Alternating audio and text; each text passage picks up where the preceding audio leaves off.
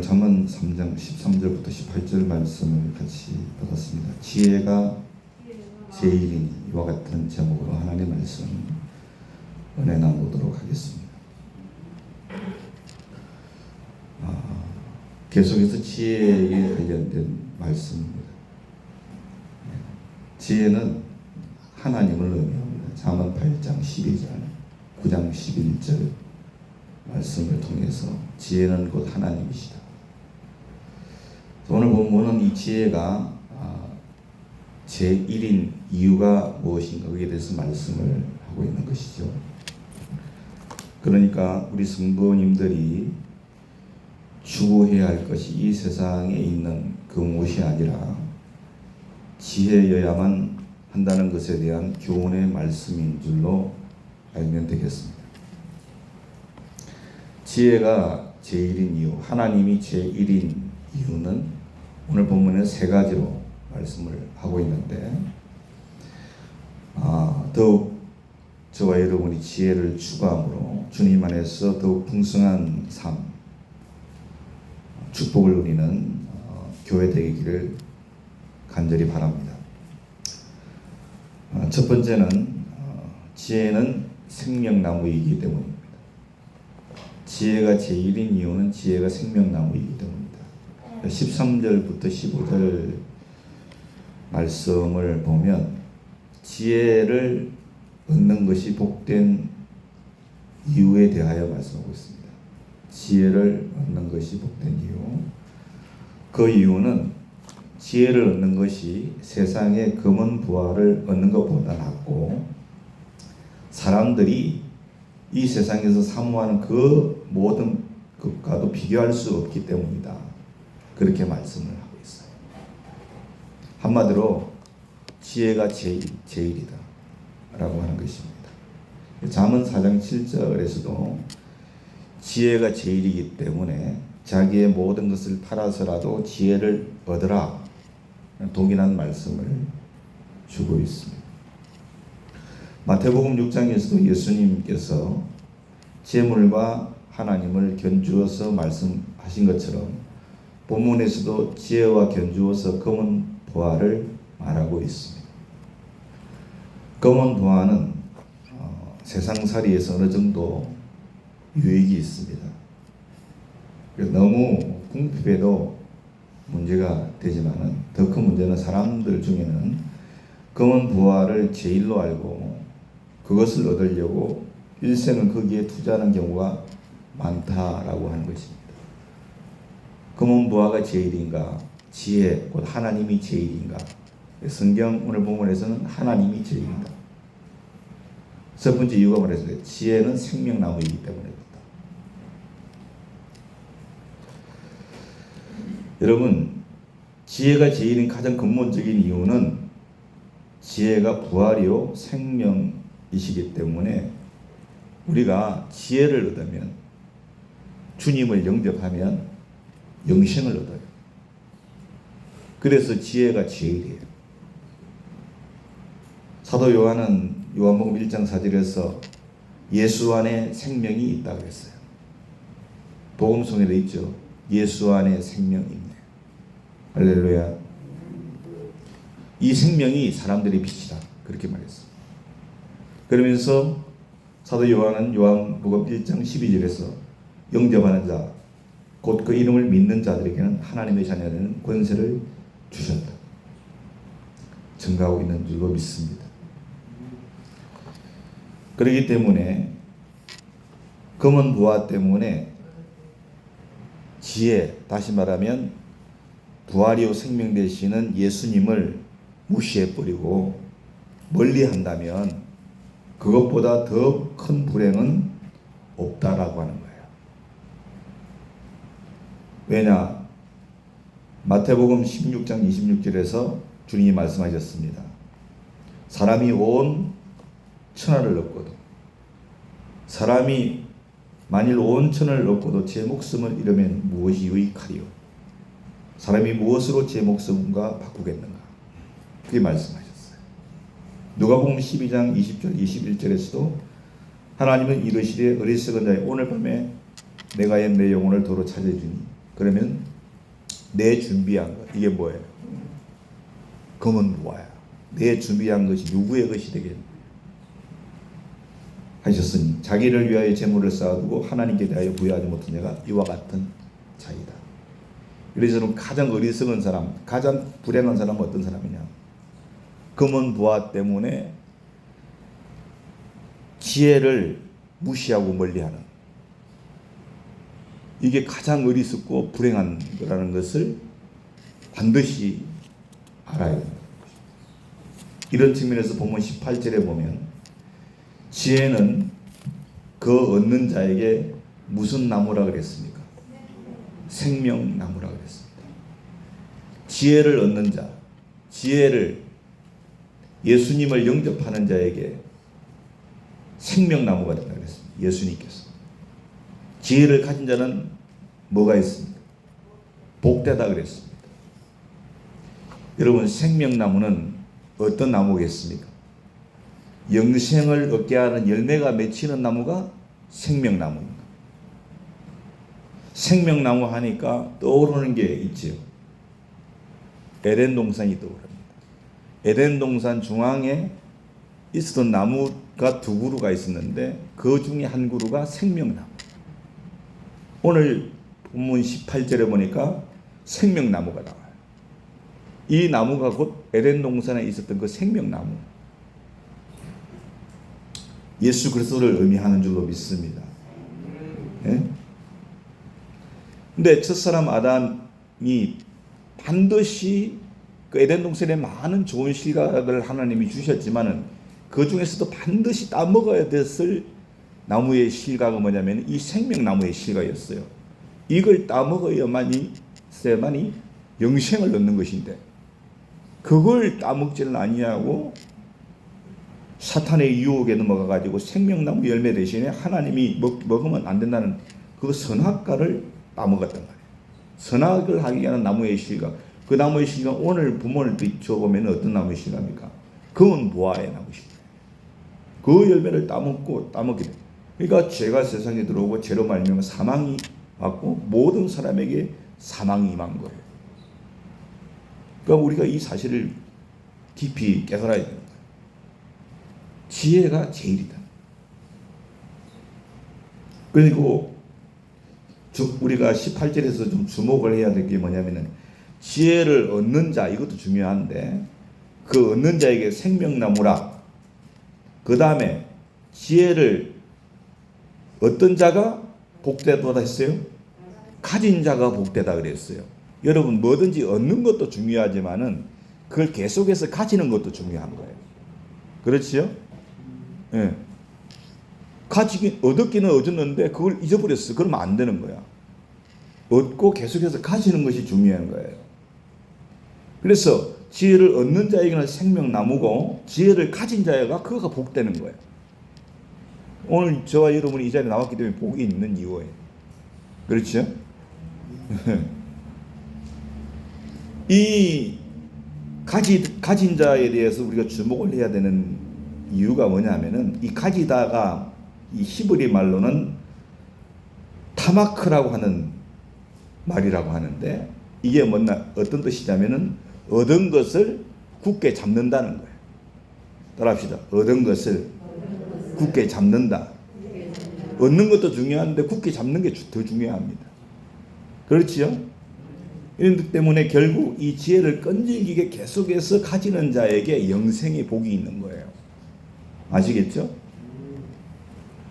그러므로 우리는 성도들은 지혜는 한 번 얻으면 그만인 것이 아니라 계속 유지해야 되는 거예요. 이것을 우리가 명심을 해야 돼요.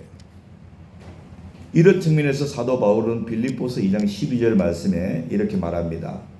그러므로 나의 사랑하는 자들아, 너희가 나 있을 때뿐 아니라 더욱 지금 나 없을 때에도 항상 복종하며 두렵고 떨림으로 너희 구원을 이루라. 아멘. 빌립보서 3장 12절, 내가 이미 얻었다 하는 거 아니에요. 온전히 이루었다 하는 거 아니라, 사도 바울은 구원을 여러분 온전히 얻었다 함도 아니요 온전히 이루었다 함도 아니라 그랬어요. 오직 내가 그도 예수께 잡힌 바 된 것을 잡으려고 달려간다 그랬어요. 우리는 구원을 이루어가는 것이라는 것을 반드시 알아야 돼요. 계속 붙잡고 있어야 되는 줄로 믿습니다. 그런데 이처럼 자신의 소유를 다 팔아서 지혜를 얻은 사람은 마태복음 19장 20절 이하에 보면 영생을 대신해서 재물을 택했던 부자 청년이 나오는데 그와는 달리 금은 부하의 노예가 되지 아니하고 오히려 물질에 있어서 청지기 사명을 가지고서 그 재물을 하나님의 영광, 선한 일을 위해서 사용하게 된다라고 하는 거예요. 할렐루야. 이런 사람으로 날마다 변화되어 갈 수 있기를 예수님의 이름으로 축원합니다. 돈을 쫓아서 돈의 종이 되는 것이 아니라 하나님이 나에게 맡겨주신 청지기로서의 관리자로서 우리가 있어야 될 줄로 믿습니다. 그래서 하나님의 영광을 위해서 우리가 써야 돼요. 이게 우리 성도들의 올바른 물질관인 줄로 믿습니다. 그리고 하나님께서는 이런 자에게 더 풍성한 것으로 맡겨주신다. 이것이 성경의 가르침이에요. 마태복음 6장 20절에 오직 너희를 위하여 보물을 어디에 쌓으더라 했습니까? 하늘에 쌓으더라. 하늘 창고에 쌓으더라. 거기는 좀과 동록이 해하지 못하며 도둑이 구멍을 뚫지도 못하고 도둑질도 못하느니라. 제가 언젠가 한번 말씀을 드렸지만 집이 가난해 놓으니까 학교에다 저금을 했어요. 한 달에 한번 정확하게 기억이 없습니다. 한 달에 한 번은 한 것 같아. 근데 저금을 다른 친구는 부잣집 아이들은 저금을 많이 했어요. 근데 나는 뭐 고작해야 몇천 원 뭐 이렇게 졸업할 때 촬영하니까 몇만 원이 안 되는 거야. 몇만 원이 안 되는 거야. 찾을 게 없어요. 우리가 이제 장차 하나님 나라에 이제 갈 건데 하나님 나라에서 뭔가 저축해 놓은 게 있어야 뭘 찾을 거 아닙니까? 안 그렇습니까? 우리 하늘에 뭔가 쌓아 놔야 되는데 우리가 뭘로 쌓습니까? 하나님 주신 물질로, 하나님 주신 시간으로, 하나님 주신 건강으로.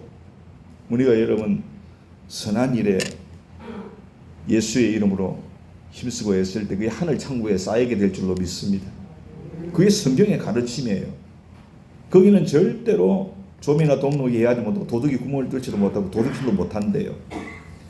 여러분 21절에 마태복음 6장 21절에 따라합시다. 내 보물이 있는 그곳에는 내 마음도 있느니라. 그게 우리 마음이 어디 있는가 여러분 점검을 한번 해보세요. 스스로 점검을 해보세요. 여러분이 보물이 땅에 있는가 하늘에 있는가 그걸 점검을 해보셔야 돼요.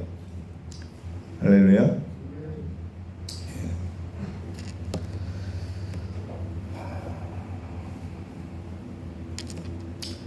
두 번째는 지혜가 제일인 이유는 뭐냐면은 지혜의 양손에 장수와 부귀가 있기 때문에 그래요. 16절이에요. 지혜의 양손에는 복이 있다 그랬어요. 오른손에는 뭐가 있어요? 장수가 있어요. 왼손에는 뭐가 있어요? 부귀가 있다 그랬어요. 그래서 지혜가 제일인 거예요. 잠언 9장 11절에도 나 지혜로 말미암아, 지혜는 하나님이에요. 나 지혜로 말미암아 내 날이 많아질 것이요 내 생명의 해가 내게 더하리라. 할렐루야. 그렇게 말씀. 장수의 복이 있다. 누구에게? 하나님께 있는 거예요. 지혜를 얻는 자, 영접하여 구원받은 자에게는 하나님께서 주시는 그 다음으로 최고의 복이 뭐냐면 장수의 복이고 부귀의 복이에요. 축복이에요. 그렇게 이해할 수 있어요. 구약에 보면 아브라함이나 그의 아들 이삭이나 야곱 다 부자였어요. 다 부자였어요. 겁나게 부자예요. 남들이 시기할 정도로. 이삭은 여러분 성경에 보세요. 인생이 우물 파다가 마감한 인생이에요. 아버지 아브라함 때 파놓은 우물을 이삭이 부자가 되니까 시기해가지고 이방민족이 시기해 우물을 자꾸 메어버리네. 가는 곳만 다시 우물을 파는 거야. 우물 파다가 인생이 다 갔어. 근데 부자였어요. 야곱도 마찬가지고 요업도 마찬가지죠. 부귀와 장수의 복을 허락해 주셨죠. 근데 여러분 잘 이해하셔야 되는 게 뭐냐면은 지혜를 얻는 모든 자에게 반드시 장수와 부귀의 축복이 있는 것이 아니라는 거예요. 구약의 아벨 보세요. 아벨은 하나님께 예배 잘 드렸는데 죽어버렸어요. 그렇죠? 아니 정말로 지혜를 얻은 자거든. 그런데 아벨은 일찍 죽었어요. 순교를 당한 거야. 순교를. 그렇죠? 왜 신약의 초대교회 보세요. 얼마나 그 예수 안에 있으면서 핍박을 얼마나 받았고. 사도들의 경우를 보세요. 초대교회 사도들 경우 보세요. 장수와 부귀가 이거 너무 거리 멀어요. 핍박받고 막 환난받고. 그래서 사도 요한은 그냥 칼에 목베임을 당해서 일찍 죽어버렸어요. 스데반 집사도 오늘 여기 집사님들 계시나? 돌에 맞아 죽었지 않습니까? 돌에 맞아 죽어버렸어. 장수하고는 거리가 멀어요. 부귀하고도 거리가 멀어. 이게 사도 바울 보세요. 늘 배고파서 굶주리가 막 걸버렸어. 사도 바울 복음 전하. 그런 삶을 살았잖아. 근데 오늘 이 16절하고는 거리가 너무 먼 것 같아요. 현 시대도 마찬가지예요. 우리가 여러분 예수 안에 지혜를 얻고 그 지혜를 붙잡고 있다고 해서 그 사람이 꼭 오래 살아는 법은 없어요. 그 사람이 꼭 부자가 되라는 법은 없어요. 저는 이 말씀이 있기 때문에 부자가 될 수 있고 또 하나님께서 장수의 복을 누리게 해주신다고 믿습니다. 그러나 다는 아니라는 거예요. 다는 그렇지 않을 수 있다는 거예요. 그러면 아벨은 그러면 저주받은 사람이고 사도 요한은 저주받은 사람이고 스데반 집사는 저주받고 사도 바울도 그러면 저주받은 사람이냐? 복받은 사람이 아니냐? 그게 아닙니다, 여러분. 그분들은 하나님 나라에서 훨씬 더 큰 축복이 있어요. 믿으시죠? 제가 여기서 18절에서 우리가 잘 이해해야 될 게 뭐냐면은 이 지혜의 축복인 장수와 부귀, 이 축복을 단순히 이 세상에서의 장수와 부귀로만 봐서는 안 된다는 거예요. 도리어 이 장수라는 것은 내세에서 우리가 얻게 될 영원한 안식을 말하는 것이고, 할렐루야. 이 부귀라고 하는 것은 천국에서 받게 될 상급인 줄로 믿습니다. 우리가 그렇게 넓게 이해를 해야 타당하다고 믿습니다. 그래서 사도 바울은 디모데후서 4장 6절로 8절에 이렇게 말했죠. 전제와 같이 내가 벌써 부어져 나의 떠나갈 시간이 가까워졌다. 내가 이제 죽을 때가 다 됐다. 하나님께서 나를 부르실 때가 되었다 그랬어요.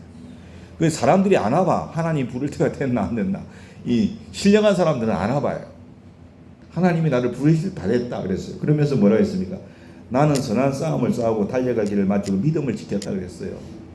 그러면서 이제 후로 나를 위하여 의의 면류관이 예비되었으므로 주곧 어로슨 재판장이 그날에 내게 주실 것이다. 그러면서 말했습니다. 내게만 주는 게 아니고 주의 나타나심을 사모하는 모든 자에게 그렇게 줄 것이다. 사도 바울의 사역을 보면 늘 고난과 핍박이잖아요.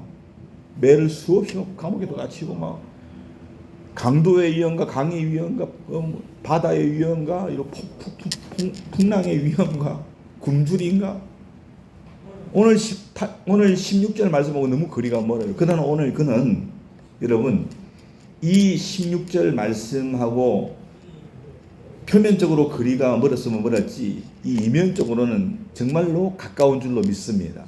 하나님 나라에서의 상급을 바라봤다는 거예요. 영생과 하나님 나라에서의 상급을 바라본 거예요. 그걸 확신을 했어요. 여러분 아주 굵고 짧게 살랍니까? 아니면은 길고 오래 살랍니까? 저는요 신실한 하나님의 사람이라면 굵고 짧게 살아도 축복이라고 믿습니다. 할렐루야. 그게 축복이지. 그게 축복이야. 굵고 짧게 살아도. 여러분 참 예수님 신실하게 있는 그 선교사들도 얼마나 외국에 나가서 고생을 많이 합니까?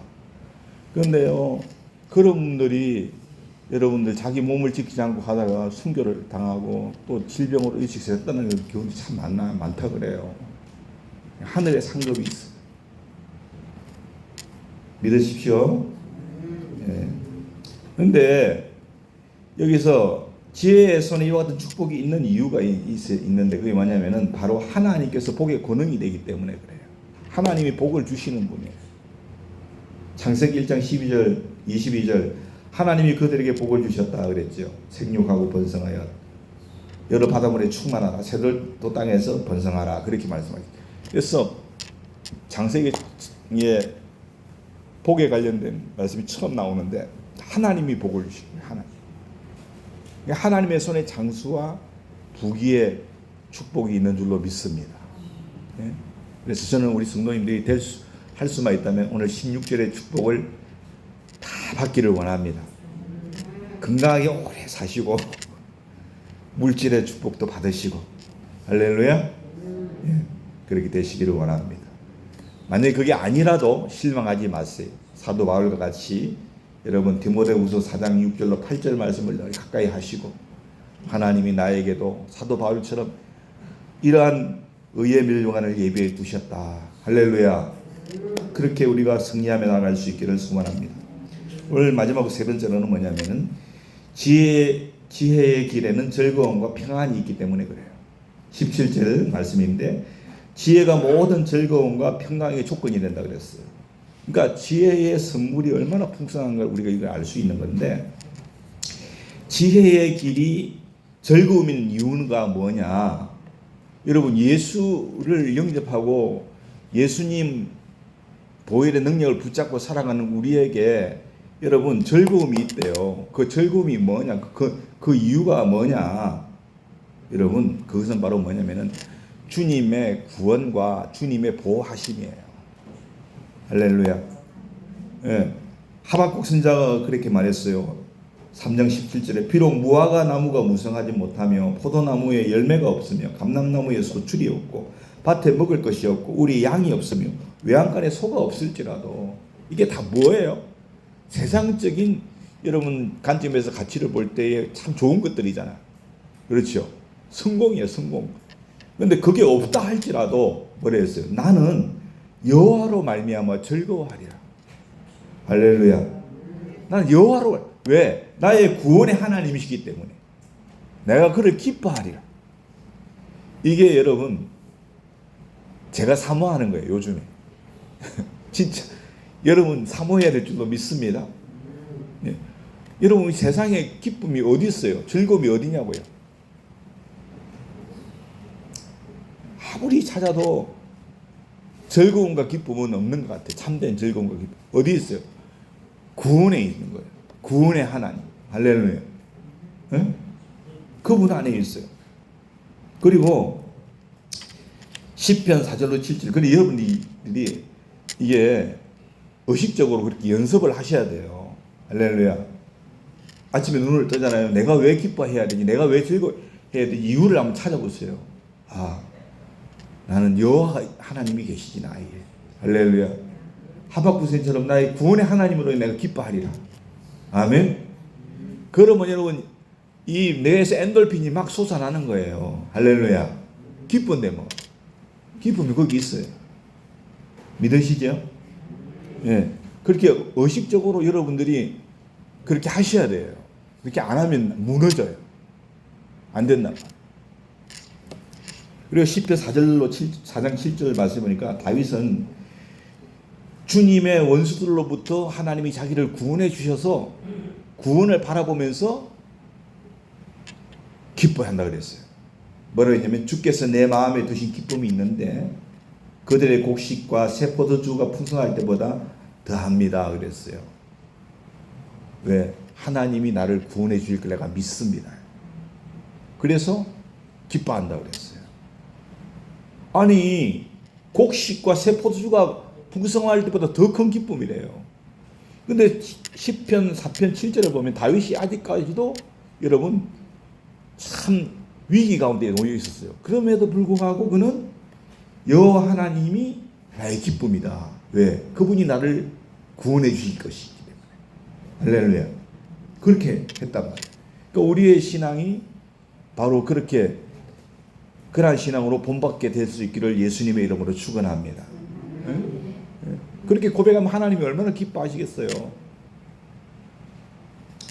그리고 지혜자의 길이 평강인 것은 하나님의 나라가 약속되어져 있기 때문에 그런 거예요. 하나님의 나라는 안식을 얻는 곳이에요. 안식이에요. 어떤 안 믿는 분이 저한테 언제 말씀드렸나 제가? 아니 하나님의 나라는 이해가 안 된대요. 그래서 어떻게 자기 엄마는 예수님을 잘 믿는데 자기는 안 믿어요. 안 믿는데 집에 막 가면 엄마가 예수 믿으라고 한대. 그런데 자기는 하나님의 나라 이해가 안 된대. 엄마가 얘기해요. 하나님의 나라는 늘 하나님 찬송하고 늘 하나님 앞에 경배드리는 나라다 그랬기 때문에 이해가 안 된다는 거야. 어떻게 늘 그렇게 하나님을 찬송할 수 있냐? 저는 이해가 안 된대. 그 제가 뭐라고 하는지 아십니까? 제가 뭐라고 했기에 뭐라고 답을 해야 되지? 여러분 성경에는 하나님의 나라는 이 세상과 같지 않다 그랬어요. 시익하고 장강하고 이런 세상이 아니라 그랬죠. 하나님은. 그랬죠? 제가 그분한테 그랬어요. 하나님 나라는 우리가 사는 이 세상 같지 않습니다. 않기 때문에 제가 그때 언뜻 하나님 지혜를 주신 게 뭐냐면은 바다 속에 있는 물고기들을 인간이 어떻게 그들의 삶을 이해할 수 있겠냐. 제가 그렇게 얘기했어요. 인간은 여러분 이 육지에서의 생활만 알지 바다 생활을 잘 모릅니다. 그렇지 않습니까? 네. 바로 그와 같은 게 아니겠는가 하는 거 제가 얘기를 했어요. 좀 시간이 많았으면 그만 엄청 바쁜 사람에게 전화가 막 얘기하는데 금방 전화들이 많이 오더라고. 나는 하루 종일 가도 문자가 잘 안 오는데 그분은 얼마나 바쁜지. 그래서 대화를 또 못하고 급하게 헤어졌는데 제가 그랬습니다. 일단은 교회를 가보십시오. 이단은 하나님이 알아서 하실 거니까 일단은 교회를 가라. 네, 그랬어요. 다음에 또 만날 기회가 있으면 얘기 좀 더 할 텐데 여러분 하나님의 나라가 안식을 얻는 거기 때문에 이 지혜의 길이 평강인 줄로 믿습니다. 그래서 이 평강이라는 것은 세상이 주는 것과 다른 거예요. 요한복음 14장 1절 3절 보니까 주님이 말씀이 너희는 마음에 근심하지 말고 하나님을 믿으 또 나를 믿으라. 내 아버지 집에 갈 곳이 많도다. 너에게 그렇지 않으면 너희에게 일렀으리라. 내가 너희를 위하여 처소를 예배하러 간다 그랬어요. 가서 너희를 위하여 거처를 예배하면 내가 다시 와서 너희를 내게로 영접하리. 나팔 불 때 나의 이름 할렐루야. 예배되면 다시 오셔서 나 있는 곳에 구원받은 성도들을 영접하리라. 그러면서 27절에 뭐라고 하는지 아십니까? 주님이 이제 곧 떠나신다고 하니까 하늘로 올리우신다고 하니까 제자들이 두려워했어요. 그럴 때 주님이 말하고 27절에 하나님 나라를 얘기하신 후에 준비되면 다시 올 건데 그러면서 27절에 평안을 너희에게 끼치노니 곧 나의 평안을 너희에게 주노라. 할렐루야. 내가 너희에게 주는 것은 세상이 주는 것이 아니하니라. 너희는 마음에 근심하지도 말고 두려워하지도 말아라. 할렐루야. 그래서 여러분 우리가 천국에서만 하나님의 안식을 누리는 것이 아니고 이 세상에서 근심되는 이 세상에서 여러분 두려움 많은 이 세상에서도 평안을 누릴 수가 있어요. 그 평안을 우리 주님이 주셨어 우리에게. 할렐루야. 하나님 나라의 평안이에요. 우리가 이 하나님의 나라를 묵상하면요 내 마음에 평안이 임하는 거예요. 믿으시죠? 그래서 여러분들이 마음에 근심이 있고 두려움이 있으면 요한복음 14장 말씀을 딱 펴놓고 하나님이 나를 위하여 처소를 예배하러 가셨고 이제 머지않아 처소가 다 예배되면 다시 오셔서 나를 그곳에 인도하실 것이다. 믿습니까? 그럴 때 오늘 우리 마음 가운데 있는 근심도 하나님이 가져가 주시고 두려움도 사라지게 하시고 우리 마음 가운데 참된 평안을 허락해 주실 줄로 믿습니다. 그래서 그것이 우리의 간정이 되어야 돼. 제가 요즘 보면은 우리 교회 주보에 매주일 감사 조건을 이렇게 썼는데 저는 사람 나밖에 없어요. 이게 몇 달 됐어요. 근데 감사한 것만 드린다 하는데 이 제목은 안 쓴다는 것 같아요. 그래서 왜 안 쓸까? 좀 쓰면 좋을 텐데. 좀 씁시다. 글자를 모르면 뭐 배워서라도 써야 되지 않겠어요? 하나님 다 아시겠지만 여러분 구체적으로 어떤 감사를 하느냐에 따라서 신앙이 성장을 해요. 그게 믿음의 고백이잖아요. 할렐루야. 그렇잖아요. 그냥 뭐 범사에 감사합니다. 그 범사에 감사하긴 하지 그래. 범사에 다 감사한데 좀 더 구체적으로 뭐가 감사한가? 할렐루야. 우리 목사님을 통해서 매번 은혜의 말씀 주셔서 너무나 감사합니다. 구체적으로 쓰시라고 이렇게. 아시겠죠? 네, 그것을 안 쓰기만 해봐야죠. 쓰세요. 그래서 그게 우리가 그게 감사의 조건이 되고 그게 기록도 하게 되고 말이죠. 믿습니다.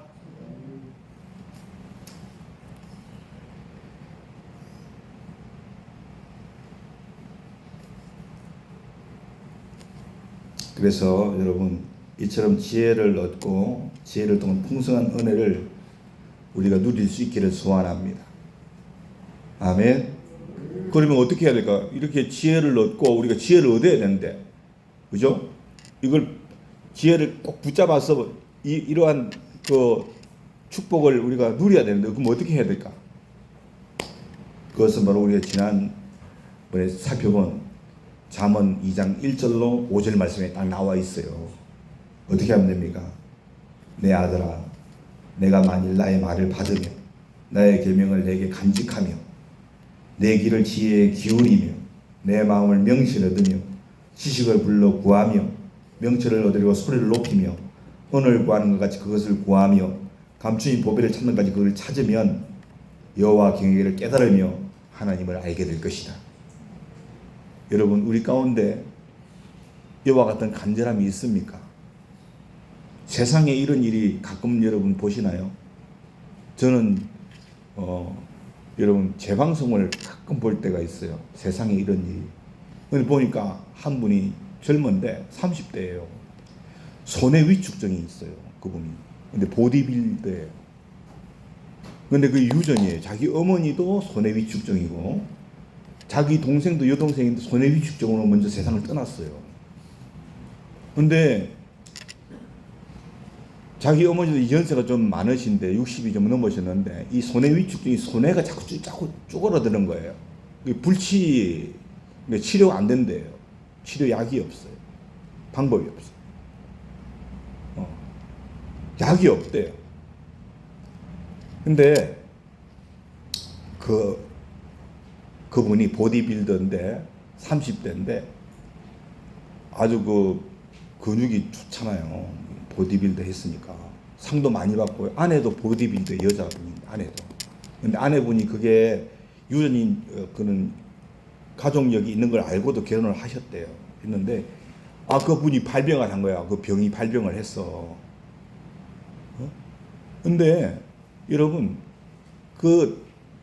자기는 병이 두렵지 않다 그래요. 인터뷰하는데 병이 두렵지 않고 어쨌든 이걸 내가 극복하기 위해서 노력을 한다. 그래서 하루에 8시간을 운동을 해요. 하루에 8시간을 해요. 여러분 8시간 근무하죠. 그건 헬스장에 가가지고 8시간을 운동을 해요. 그게 뭘 말해요? 그만큼 간절한 거예요. 그렇죠? 건강하게 가정을 이루고 싶다는 그런 간절함이 있는 거예요. 그런데 해를 더할수록 그 진행이 조금씩 진행이 돼요.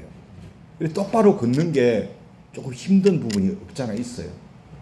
그런데도 불구하고 의사하고 인터뷰를 하는데 그래요. 의사 선생님이 이 병은 절대로 치료제가 없고 또 이분이 8시간 이렇게 운동을 하는데 운동이 이 손해위축증을 지연시킨다는 어떤 연구 결과도 없다고 그래요.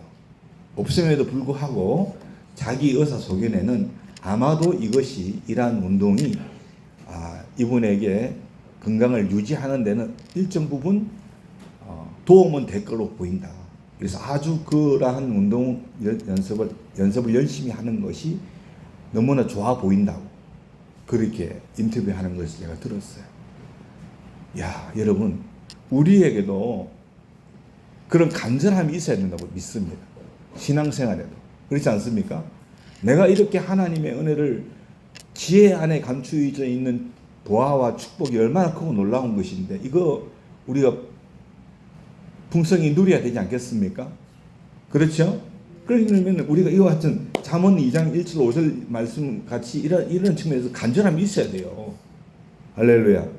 내가 하나님의 말씀을 내 마음에 새기려고 하는 거. 그렇지 않습니까? 내가 주님의 말씀에 귀를 기울이고 내 마음을 항상 말씀에 두고 아멘. 예. 그 주님을 더 알기 위해서 내가 기도의 자리로 나아가고 그렇게 할 때 우리가 이와 같은 은혜를 입는 거예요. 그렇지 않으면요 무너져요. 내가 알지 못하는 사이에 조금씩 무너지는 거예요. 여러분 반드시 기억할 수 있기를 원합니다.